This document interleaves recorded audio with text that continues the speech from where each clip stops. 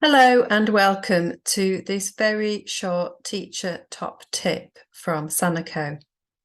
Now, I've been working in teaching for about 28 years. I've trained as an Ofsted inspector and I've been a head teacher of 2 schools.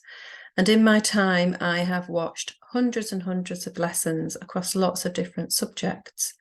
And the thing that I find that is an area for improvement in a huge number of these lessons is the teacher not fully checking for whole class understanding. And so just taking the responses of a small number of students, those who've either got their hands up or those who the teacher cold calls. But obviously the teacher only knows what those particular students can say or do, not what everybody can. Now, how to overcome this?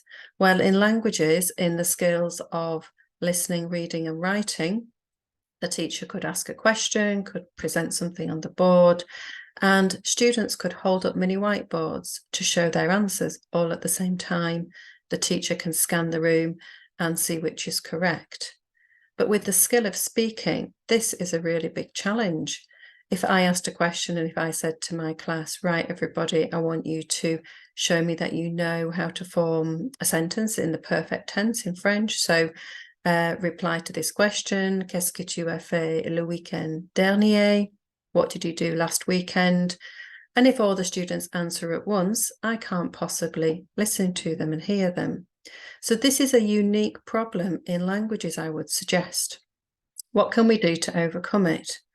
Well, there is a fantastic facility in the Sanako Connect online software, which allows you as a teacher to ask a question, make a statement, and for all the students at the same time to respond, give their answers, and then the teacher pulls all of that back in.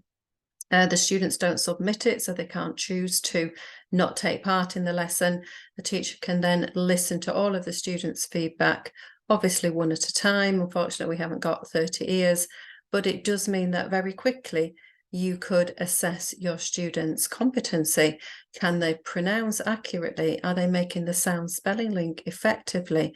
Does that mean that the phonics that you've taught them has been properly embedded? And obviously so important with the new GCSE, with the skills of dictation and the speaking read aloud task.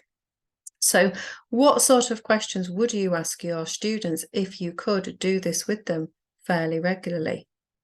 I personally would be looking at year 7, knowing their phonics really well, making the sound spelling correspondence. With year 8, I might want to make sure they can understand my questions and answer them appropriately. Not many questions are needed because obviously you want it to be quite quick for you to be able to listen.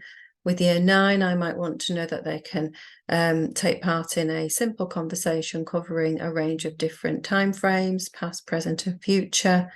With year 10, I'd want to know that they're becoming secure in being able to have conversations about role plays and photo cards.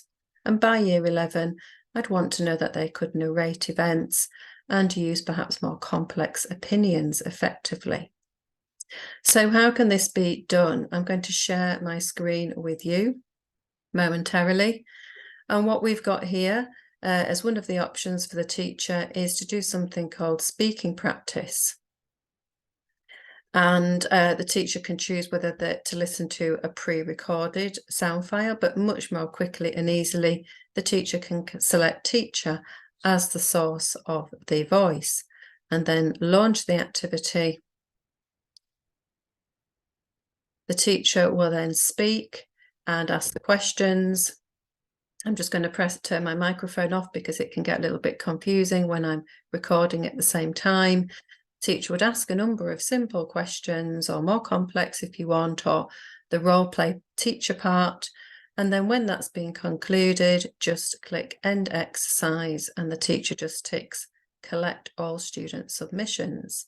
And then the exercise is ended and the teacher can then go into the submission section and see what all of the students have done. And obviously I've just demonstrated that. I haven't got a live class to show that to you.